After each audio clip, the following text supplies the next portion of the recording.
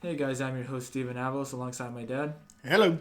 Fortunately, we do not have Marissa with us today, and we don't know if she will be with us next week or not. You know, she's dealing with lots of stuff at school, as am I. And she's on the softball team as well. Yeah. Takes up a lot of time.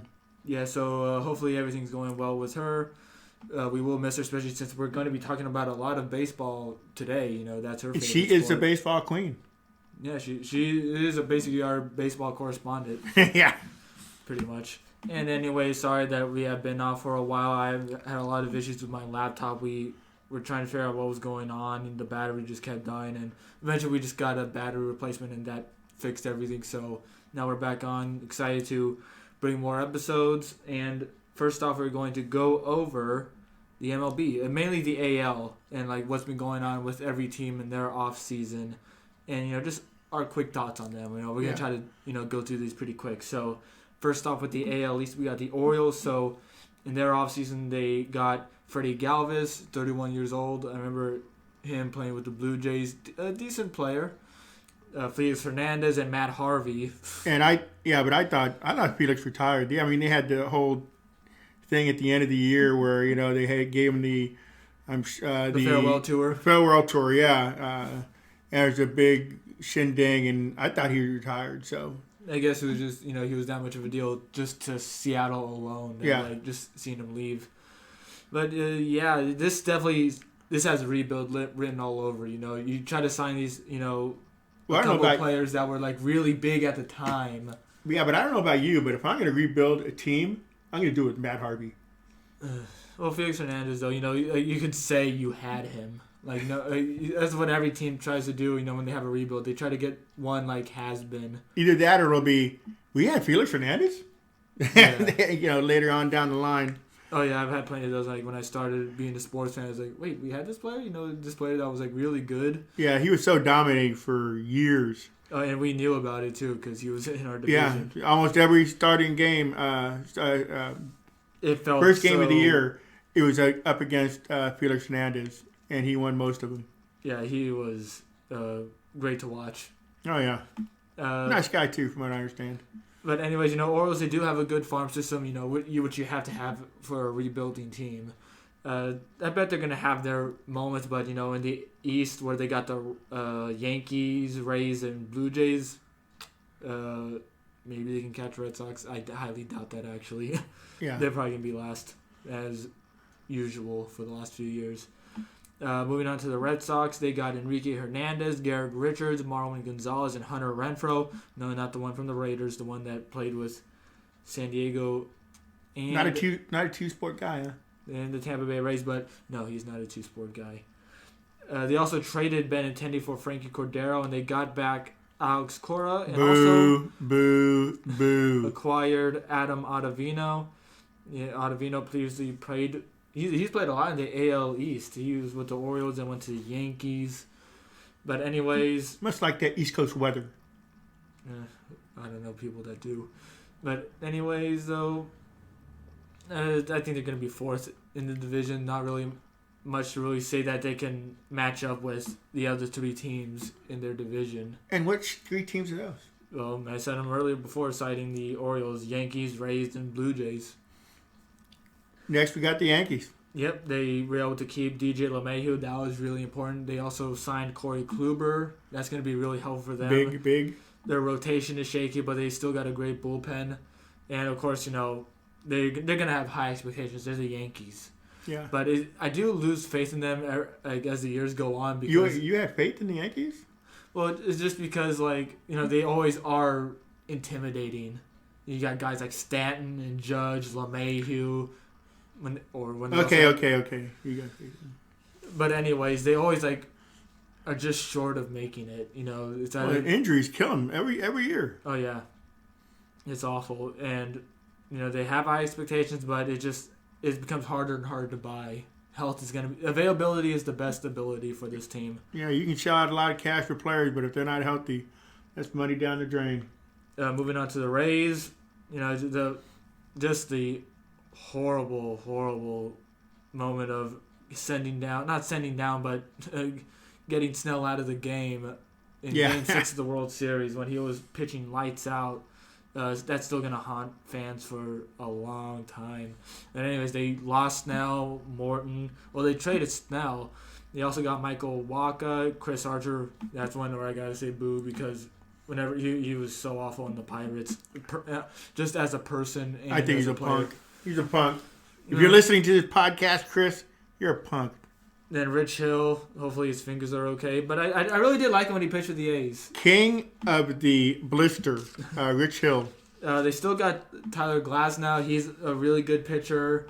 They're definitely not going to be as good, but with the way that they are managed, they'll find a way. Similar to the A's, they're very similar teams with how they, make things work with whatever roster they have. And then moving on to the Blue Jays, they had a really nice offseason. They got George Springer, Marcus Semien, along with Kirby Yates, Tyler Chatwood, and Ryan Yarbrough. That's a really good offseason. Yeah. So I could see them getting second. While I could easily put them in a wild card contention easily with this. Even though they did lose Ken Giles, who was someone that even the A's kind of targeted, or at least the fans wanted. Well, getting Springer and Semien is good, but if Semien hit like it does last year, then it's not that good of a pickup. Yeah, but we'll see. Yeah. It's hard to predict. A's couldn't keep him. He wanted to stay, but they offered him a really ridiculous contract, and I don't blame him for leaving. Yeah. Best of luck to him. And bringing up another former A, going on to the AL Central, and then starting with the White Sox, one of their big acquisitions was Liam Hendricks. Yeah, big loss for the A's. Yeah, Adam Eaton. They also got Adam Eaton, Carlos Rendon, kept him, and then traded for Lance Lynn, who was a really good pitcher on the Texas Rangers. Yeah, we tried to get him. It seemed like everything was going so right, and then they made a little mistake where they let go of their finalist for Manager of the Year, which I could kind of see why, because of how things went in the wild card Game 3. Remember, he just went through every pitcher in the bullpen, and it's just like, oh, he's going through them way too quick. Like, they're running out of arms already. But you don't replace him with Tony La Russa. Exactly. It's similar to how many Raider fans view hiring John Gruden. Someone with too much of an old school mindset, and it's just like, what are you guys doing? Now, while he was a great manager with the A's and the Cardinals, I think he's a rat who can't seem to stay off the bottle. The DUI. The DUIs. He's a hypocrite. I've lost a lot of respect for him. But he does care for animals. Boy. Anyway, I think getting him was a big setback. Yeah, and so much promise too. Yeah. But we'll see if he. We shall see, said the blind man. Okay, so now going into the Indians, they traded Lindor, which was definitely a big move. We'll go into that next week about who acquired him. But who did acquire him? It was the Mets. Okay. They had a really good offseason, but we'll go more into them later. They also traded Carrasco to them for Jimenez and Rosario. I believe Rosario was a different thing, but anyways, just to quickly sum it up, they're just going in a downward spiral. Yeah. It's really awful. And then they're also probably going to go under a new name, the Cleveland baseball team, maybe. Yeah. We'll see how that goes. Follow that team. Yeah, definitely probably going to be last in division, or at least they're going to compete with the Tigers in that department. And then now the Tigers. Did you want to try to think of a name for the Cleveland baseball team? I did not go with that. Cleveland Rock and Rollers. I actually like that. Yeah. Hey, what the hell? They got the Rock and Roll Hall of Fame there. Anyway, it's really creative. I'll give you that. Pulled out of my butt. Now the Tigers, they hired AJ Hinch. Would you like to give your boos to him as well? Yeah. Boo. One more. Boo. They also got Mazzara, Grossman, Scoop, and Ramos. They are still rebuilding, but those are definitely a decent amount of acquisitions. Step in the right direction. They hopefully won't be last. Do you know how many did they sign Grossman for a number of years? Probably just like 1 or 2 years the most. He's a good utility guy. Yeah. He served the A's very well.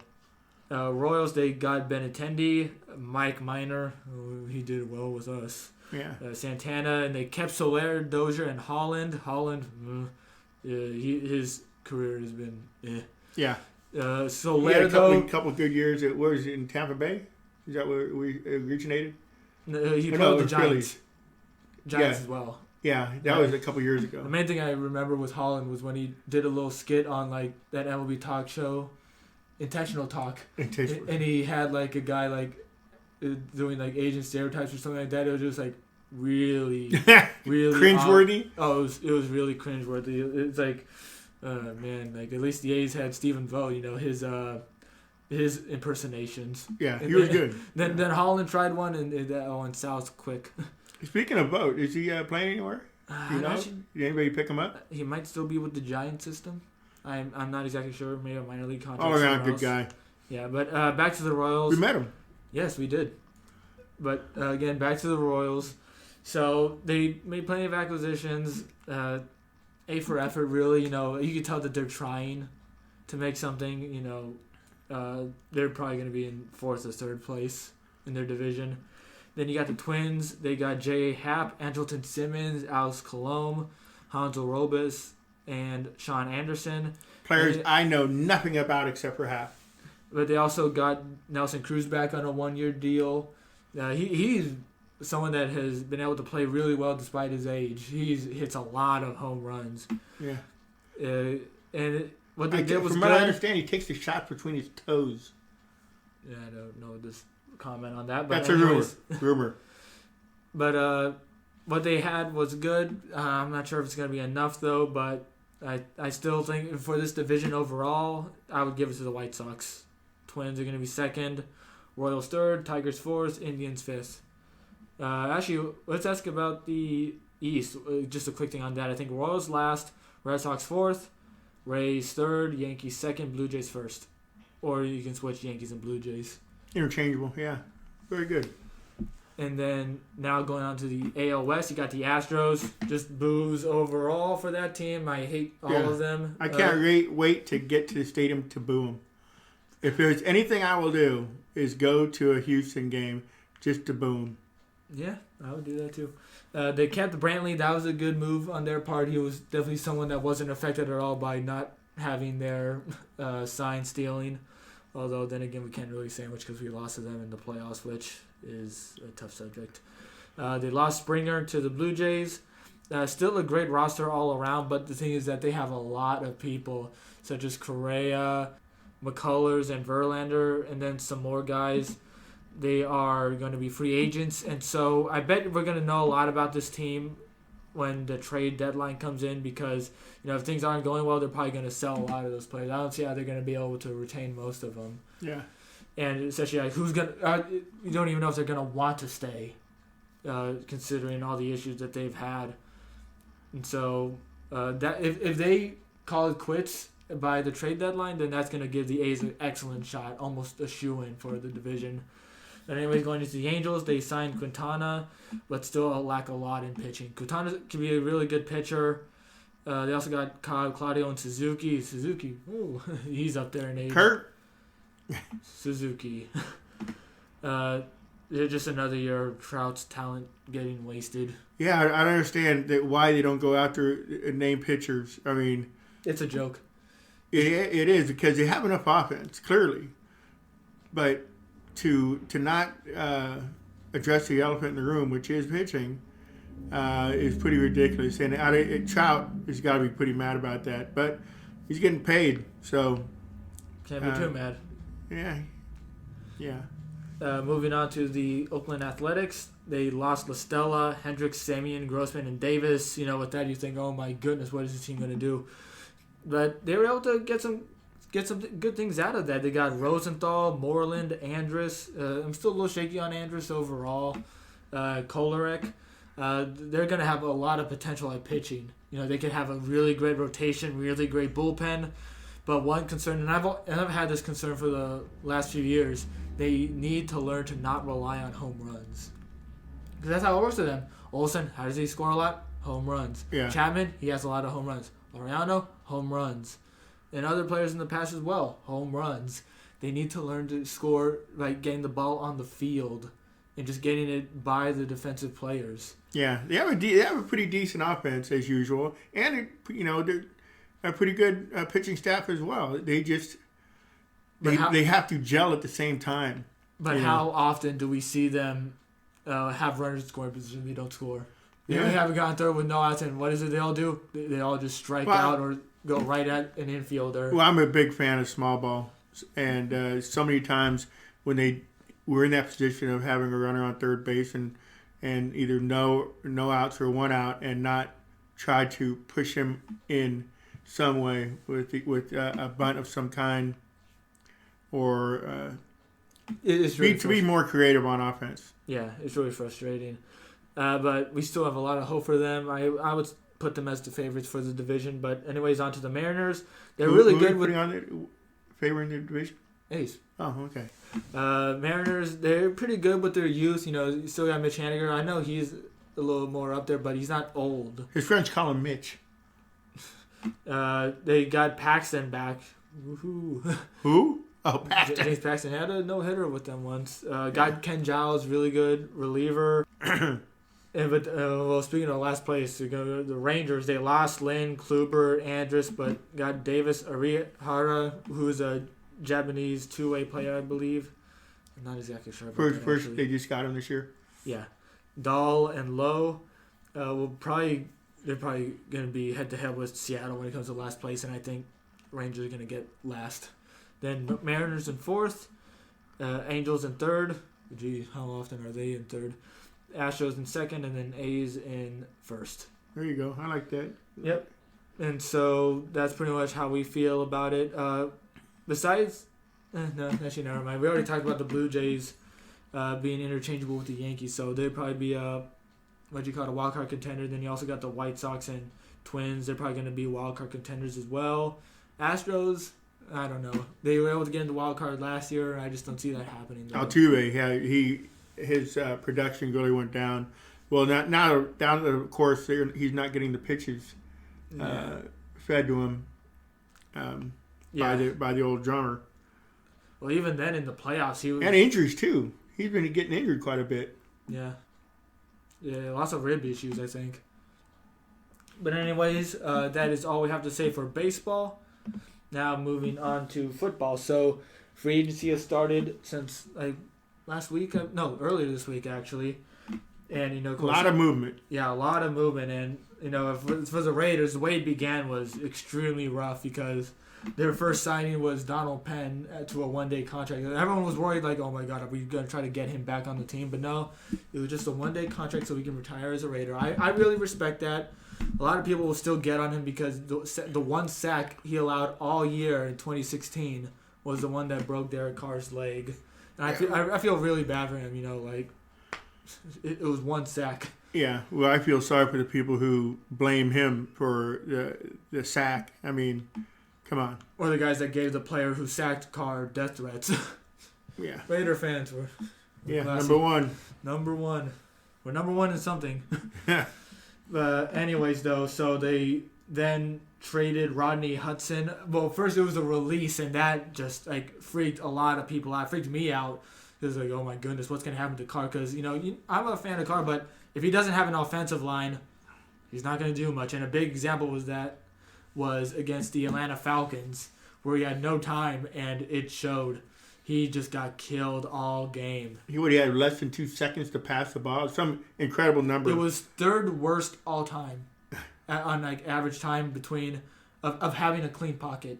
Yeah, this is I would say oh yeah, well, what kind of QB can actually even succeed in that? Even a mobile one, but Carr especially, he has a hard time. No, he has his spurts with being mobile, but it's just not enough in my opinion. It's you can do it once. Do it again. But anyways. Turn back that time. What kind of impressed me, though, was that they announced that he was going to be released, but then traded him for a third-round pick. Which you think, the team was able to give them a third-round pick? You would think that because they released it, it's well, we don't have to give you much. You were willing to release him. Yeah, well, as far as picks, third-round pick is worthless. I think the only you can get it. 2 rounds in football that count are the first and second rounds. Oh no! Well, 6th round can matter too. Someone came from the 6th round. Tom Brady. Tom Brady. Or even some people that are great that are undrafted. Yeah, that last Super Bowl still hurts. Yeah, but anyways, though, my opinion on the draft, great players can come from anywhere. You know, I'm the kind of guy with the mindset, if you believe, you achieve. There you go. Although some people really hate that mindset, and I don't blame them too much. But anyway, so yeah, they traded him for a third-round pick to the Cardinals. Cardinals are going to love him there. Murray's going to love him there. They're going to need more consistency on offense, and Hudson will help give them that. Since he's going to be passing the ball a lot, and that's where he specializes. Gabe Jackson, they traded him to the Seahawks for a fifth-round pick, when for a while it was thought that he would be released as well. And so it seems like the Raiders are going to go with Andre James. He had some decent playing time in 2019 with the Raiders. Pretty good overall, especially in passing situations. He's still got to work on some fundamentals, because I remember against the Lions, he had a couple snaps hit the ground. They still reached Carr, but it's like, you know, they're either hitting the ground or low. It's like you cannot do that if you're starting at center. Oh, yeah. That is so unacceptable. It's a game loser right there. Yeah. But anyways, though, I think he has what it takes, especially if you give him a whole offseason to work on his fundamentals. Great opportunities. Now, have you had some articles during this offseason? Not a whole lot. You know, school's been really pressing in the past few weeks, but I got a couple out talking about wide receivers the Raiders should avoid, and it's pretty much gone the right way. I don't know what has happened with A.J. Green, but I also said about Juju Smith, they should avoid him. He stayed with Pittsburgh for an $8 million deal, which was really surprising because it seemed like all the signs showed that he was going to leave. And I think he wore out his welcome in Pittsburgh. I thought he'd be gone for sure as well. Yeah.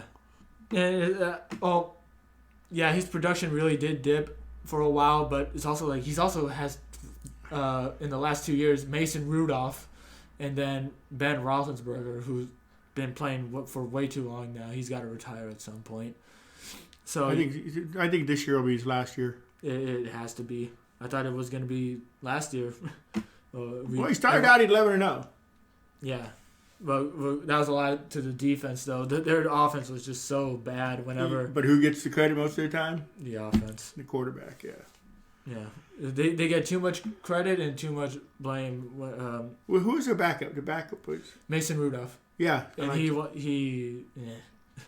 he's younger. That's a plus. But, definitely more mobile. but anyways, they made some really impressive moves. So, you know, when it comes to keeping people, they lost Aguilar. You know, that was a bummer right there. But considering the contract, $13 million a year, yeah, no, goodbye. Sorry. Yeah. $10 million at most is what I would have done, and that was just way too much. And even now, it's not looking like a good contract compared to some of the other transactions. Who did you go to, Aguilar? The New England Patriots. Oh. They were really aggressive. Really reminiscent of Miami Dolphins, where they got a lot of people. They were insanely aggressive, but almost aggressive to the point where it's like you kind of are overpaying these guys. But it worked out for Miami last year. They were 10-6 and barely missed the playoffs. Anyways, though, Raiders were able to re-sign Denzel Good. Was that a good move? Oh, very good move. He could play tackle or guard, and he was really effective last year. Hankins, pretty good at stopping runs at defensive tackle. Nicholas Morrow, probably the most consistent linebacker. You know, you can maybe argue him and Kukowski being next to each other, but he was really good, and I'm glad that he's staying because if you want some consistency, you're going to have to find some on defense. Any idea what they signed Morrow for? I think it was like a couple of years. No, 1 year, $5 million, I think. Not bad pocket change. Derek Carrier, mainly a special teams guy. Maybe he'll be third string tight end this year. Don't expect him doing much in the passing game, but he's a good blocker. Theo Riddick barely did anything. I'm surprised they kept him. I honestly would have kept someone else. Like maybe just stuck with Jalen Richard over Riddick, but they might let go of Richard, who's worth $3 million, and Riddick barely anything. They kept Zay Jones, probably going to be wide receiver 5. He's going to be deep in the depth charts, but you know, for being that deep in the depth chart, it's not too bad. He just doesn't really get the ball much, and so it's really hard to judge him. And then Nevin Lawson, which I highly questioned because he was just awful at every turn. You got to get in contact with Gruden. You got to be his buddy or something, maybe. But they do say that the DC, the defensive coordinator, Gus Bradley, who has a great track record, he wanted to keep him because when you look at some of the film that I've heard some people that, they study film and all that, they notice that whenever he's in a similar style that Gus Bradley uses, he does pretty well. But outside of that, that's where he struggles. So perhaps if he plays under Gus Bradley, he actually might be able to do something. Maybe he'll get an interception for once. He's played 4,000 snaps, not one interception in his career. Wow. I think that's a record. Might just be.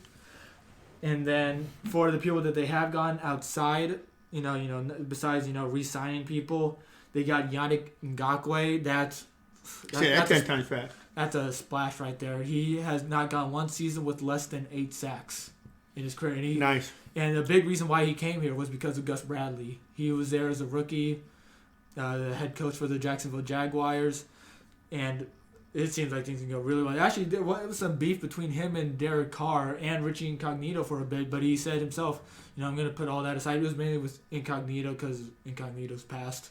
Everyone knows about that. But he said he's willing to put that aside, and I'm going to support him. And he really seems like a team player, which I really love. Yeah. Yeah, and he's not Khalil Mack. He's pretty much irreplaceable. He's a game wrecker, but Yannick Ngakoue, he comes pretty close. And so I really like that. Quentin Jefferson, he played with the Bills and Seahawks in his career. I remember him from strip sacking Carr with barely even trying. He just had to hit the ball once, and that ball was whoop. Got him with the mitts. He's pretty good at defensive tackle. Solomon Thomas from the Niners. He's really good at defensive tackle. Some people say that he was misused by putting him on the defensive end too much. And they say if you put him at 3-tech, which is basically defensive tackle, he can do a lot of damage. And, from the Niners, they had a great defense for those years. Yeah. Then they also got, for offense here, Kenyon Drake, who I was like, what? Because I just remember how much he was so inconsistent in fantasy because I had him in a couple of leagues. It was do I want to start you or not? Because if I didn't start him, he's great. If I did start him, he just does nothing. It was really weird. But he did finish with 900 rushing yards, decent amount of receiving yards. They plan on using him as a bit of a Swiss Army knife. He can catch the ball and run it as well. I really look forward to that. His contract looked a little weird the first 2 years and $11 million guaranteed, but it's only $3 million in the first year, and I guess incentives as well. It's a bit of a confusing contract, but for the first year, it's a bargain. And having him back up, Josh Jacobs, that's going to be a really good running back duo right there. And it's going to lighten Well, Drake had a really good year, 3 years ago? Jacobs? Oh, he's only played for 2. Oh, Drake? Yeah, he was really good with the Dolphins. Yeah.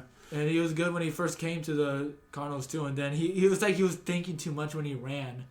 Trying to be Le'Veon Bell where he waits a bit in the pocket and then makes his move. He was doing too much of that. It's like, just use your strength. But anyways, they also got John Brown kind of filling in the shoes for Nelson Aguilar. And he could be really similar to him as well. He's more of Henry Ruggs' build and some of his speed. But I expect a lot from him. I believe he's a 7th-year veteran. Played a lot longer than I thought. For some reason, I thought he was a lot younger. But anyways, I really like this deal. He's had a couple of 1,000-yard seasons. And some people complain he's just like Henry Ruggs. Why would we want him? But it's that means if he does well, then Henry Ruggs has no excuse to not get the ball enough. Although I blame some of that. Yeah, Ruggs isn't a bad guy to compare him to. I mean, Ruggs had a decent year last year. Yeah, and plus, he had injuries. And, yeah, he did have his rookie moments. Who doesn't? But I feel like Gruden also misused him a bit, too. He rarely used him on a slant route, which is perfect for those kind of receivers. Yeah, exactly, Gruden. I didn't like the way that he was being utilized. And now John Brown can maybe help make sure that they both get used very much. This could be a really good offense. But a lot of it is going to have to depend on the offensive line. Well, we were never worried about the offense. It was the defense. And how do you think they addressed their needs that they... Not enough. Defensive line, yes, because Coach Gus Bradley, he really loves defensive lines. That's where he believes the defense lies. And if you can pressure the quarterback, you can control the game. Yeah, because giving the quarterback all day to pass sure as hell doesn't help the defensive backs and the safeties at all. Yeah, and getting Yannick Ngakoue, Quentin Jefferson, also still having Maurice Hurst, getting back, what's his name, Hankins, also getting Solomon Thomas. There's a lot of good things that they have on that defensive line. It's going to be a deep one, and they're also able to restructure Carl Nassib's contract. I believe he was overpaid by a lot. But anyways, actually about the defensive line as well, is he might be able to bring out a lot of good in Cleveland Ferrell and Max Crosby.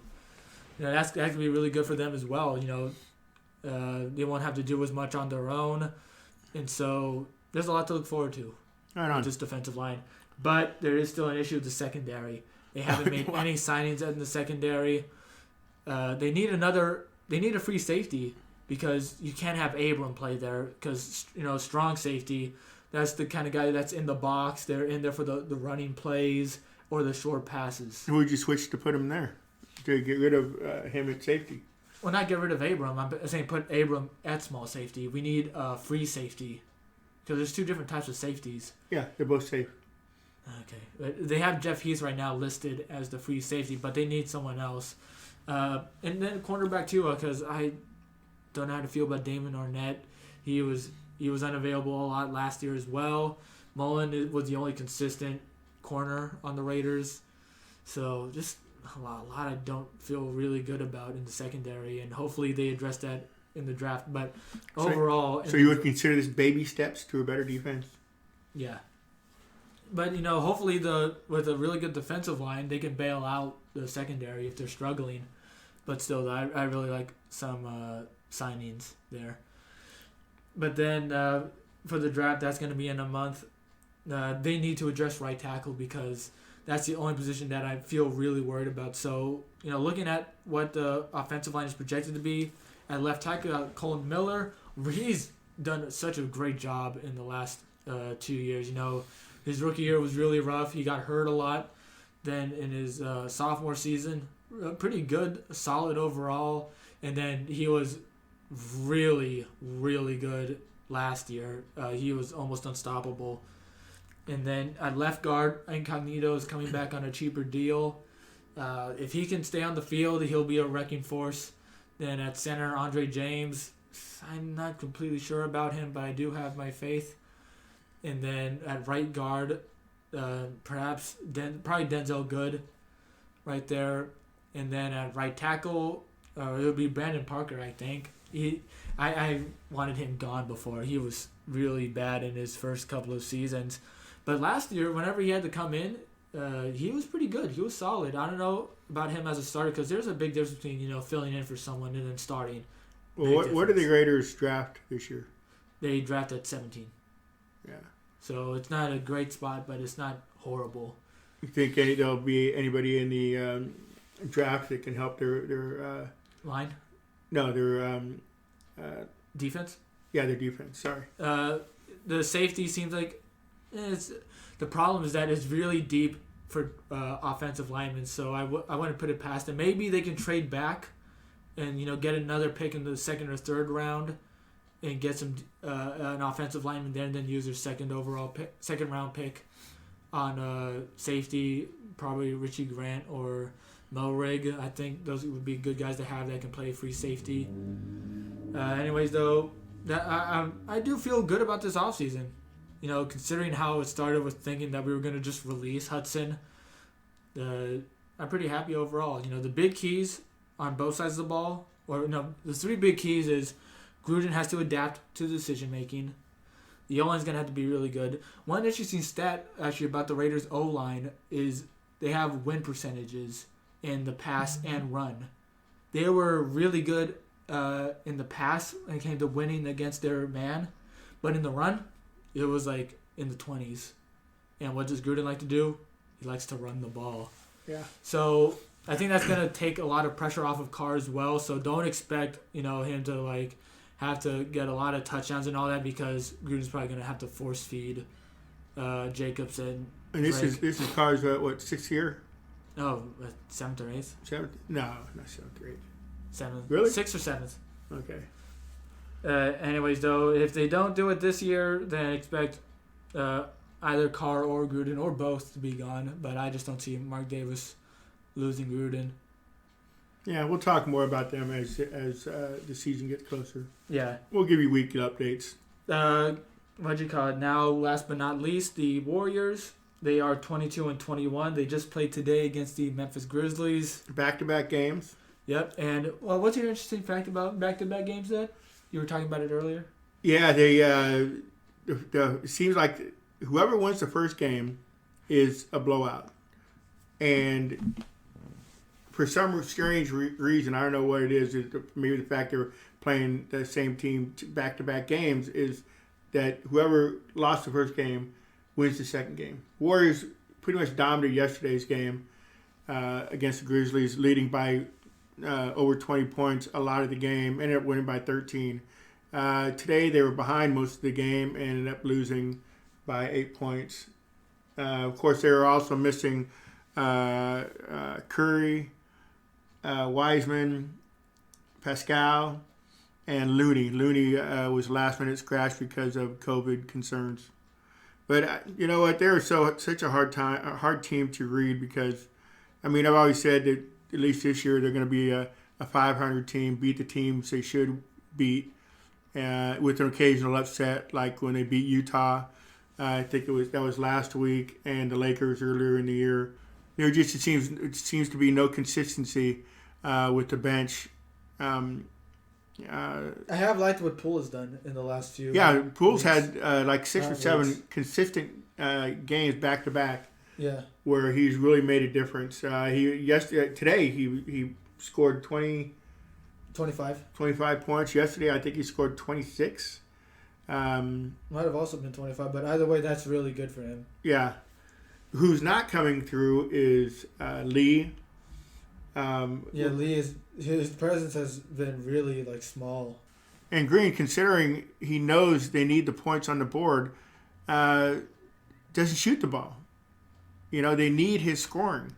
They were minus about 55 points going into today's game with all the players that were out, and he shoots the ball 5 or 6 times, and giving up mid-range jumpers for a fancy pass that doesn't quite get there.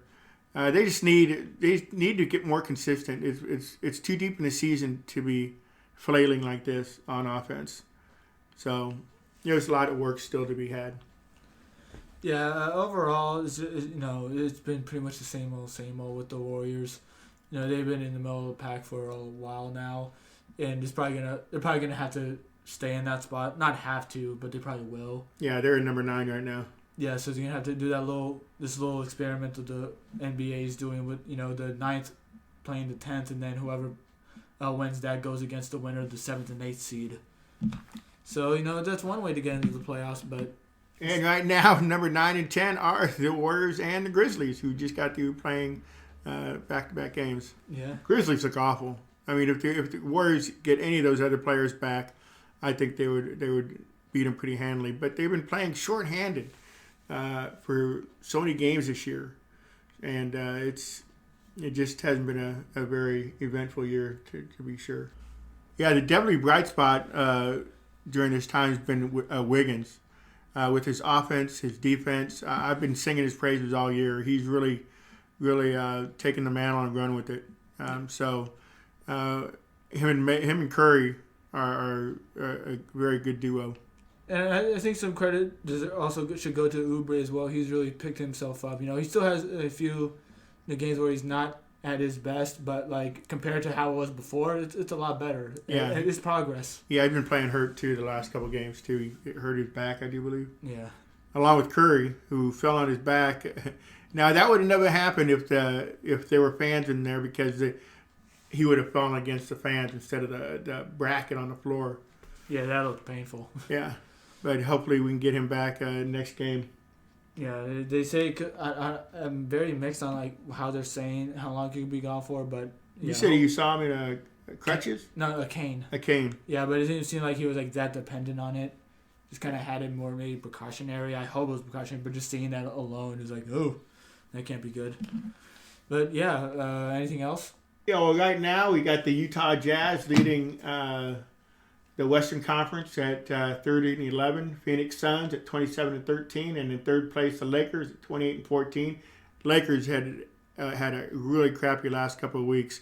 Yeah. Where their last 10 games they're 6-4, but previous 10 games they were 5-5. So they're struggling for sure without Anthony Davis. In the Eastern Conference, you got the 76ers at 29-13.